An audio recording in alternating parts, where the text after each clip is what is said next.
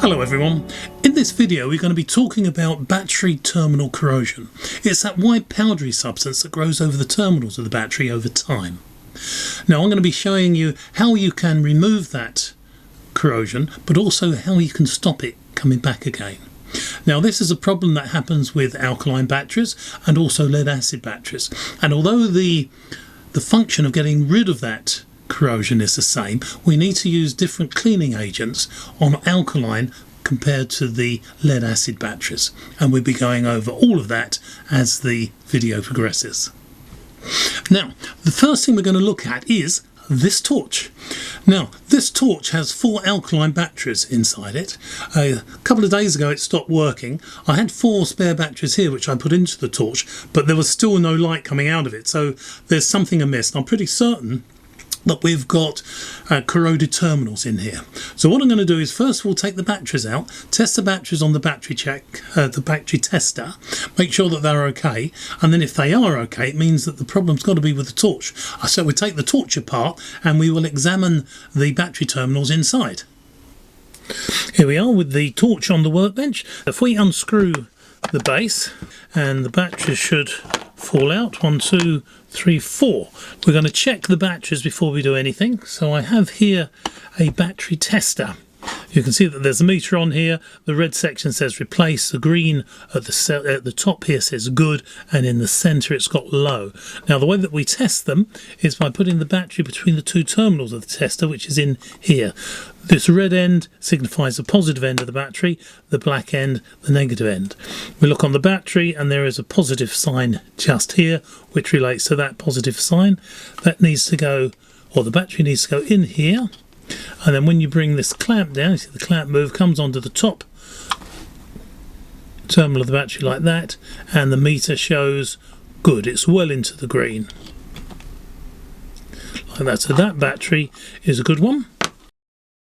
And the 4th battery is good. So I know that all 4 batteries are good batteries. I think what I'm going to do first is take this lens off.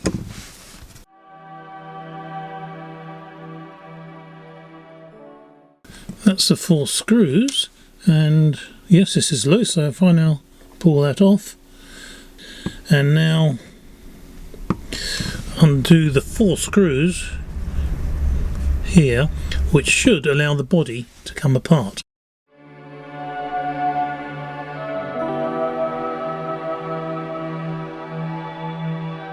Body, oh, comes apart. Here we go. Let's turn this over,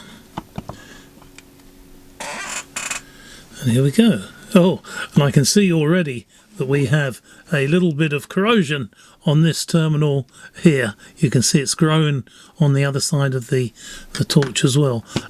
This is a close-up image of the terminal in the torch.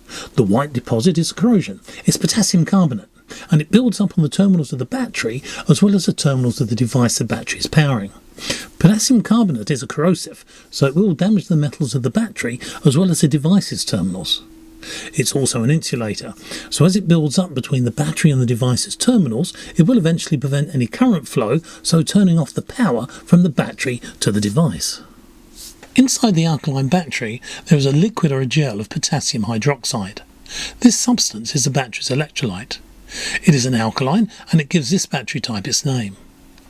If the potassium hydroxide leaks out of the battery, it will react with the carbon dioxide in the air and form crystals of potassium carbonate. That's how this corrosion is formed. Now, we need to remove the corrosion. It's not very hard, so we won't need an angle grinder. The crystals of potassium carbonate are an alkaline. We should be able to dissolve them away with a mild acid. The acid and the alkaline will neutralise each other as they mix together and the crystals dissolve. The chemicals we're playing with are not too nasty, but they can be an irritant to your skin or eyes, so it would be best to wear gloves and safety glasses. But you don't need to go overboard. Right, we need an acid. Now, where are we going to get that from? The answer may surprise you. You can use either table vinegar or lemon juice from a lemon. I use lemons, and I use lemons instead of vinegar because I prefer the smell of lemons to vinegar. Now all we need to do is cut the lemon in half, like this, and then you take a container and then we squeeze the lemon juice from the lemon into the container. Just like that, and the lemon juice in there will clean out terminals. And this is that corroded terminal. It's only 9mm wide, that's about 3/8 of an inch, but it does have a lot of corrosion and that's all over its surface. I hold a small piece of paper towel in the jaws of a pair of long-nosed pliers. I dunk the towel into lemon juice and apply that to our terminal. Whoa, look at that fizz. The bubbles are formed by carbon dioxide gas. This is produced as the acid dissolves the potassium carbonate. You'll notice that the generation of bubbles reduces quite quickly. This is because the alkaline in the corrosion is diluting the acidity of the lemon juice. I replace the paper towel, dunk that into fresh lemon juice, and the bubbles are back. I'll keep doing this and you'll see that the corrosion just melts away.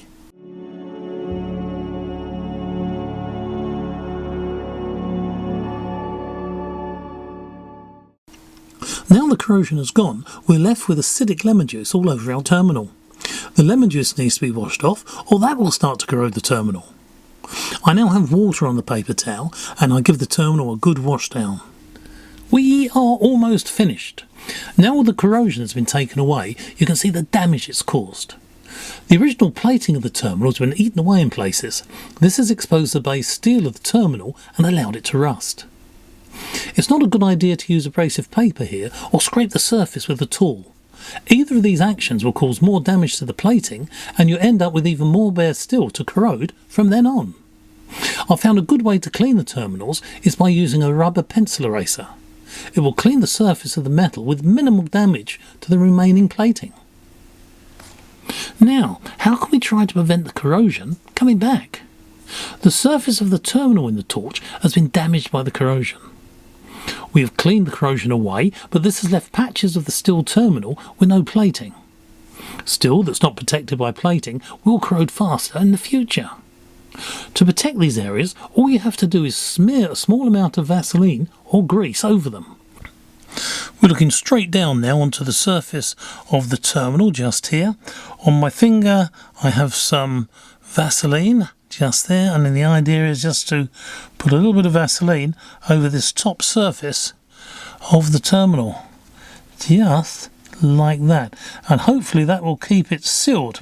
I'm also going to put some on the battery before the battery goes in, so that should keep any of the electrolyte coming out of the battery away from the terminal, and also any gas that's produced. So hopefully that should stop any more corrosion building up on that terminal. The next thing we need to do is clean the corrosion from the other side of the torch body. We'll do this the same way as we clean the terminal. Lemon juice and a pinch of paper towel in the jaws of a pair of long-nosed pliers. As can be seen, the corrosion just melts away and we're left with a nice clean torch body. It's time now to reassemble the torch. Everything is nice and clean, the battery terminals have a smear of Vaseline on them, and now it's all screwed together again. The torch has its batteries fitted, the end cap is screwed in place, and now it's time to test the torch. It works! And that's how easy it is to clean the corrosion from an alkaline battery or the terminals of a device that was powered by an alkaline battery. Now, let's talk about cleaning the corrosion from the terminals of a lead-acid battery. In particular, the battery in your car or your motorbike. I'm not talking about electric-powered vehicles here, but the standard petrol or diesel-powered cars or bikes. This is a battery terminal with a lead-acid car battery. You can see there's corrosion here. Now, if you've never taken the terminal off your battery before, you need to be careful. On some vehicles, the radio may stop working and ask for a passcode once the battery is reconnected. There may be other anti-theft devices to deal with as well. So find someone that knows your vehicle type and ask for their advice. Wear gloves and eye protection.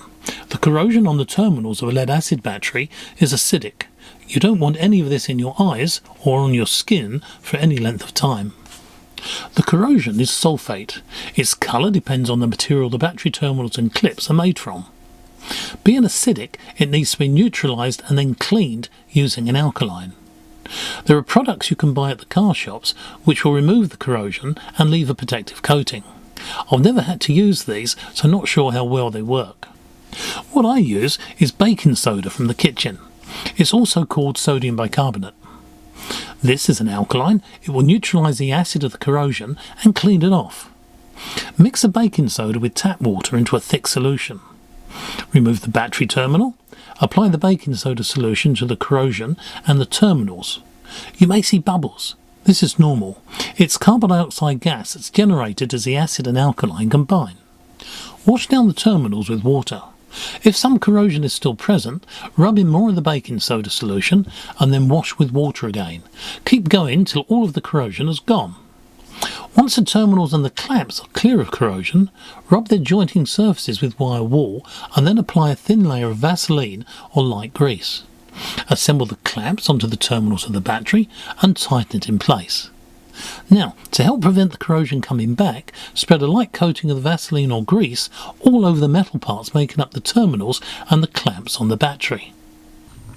And there you have it. How to clean the corrosion from alkaline or lead acid battery terminals, which chemical cleaners to use on each type of battery, and a good cheap way to help keep the corrosion away. What more could one ask for? Could you do something like this? Of course you can. And with that, this video is at an end. Take care, everybody. I'll see you next time.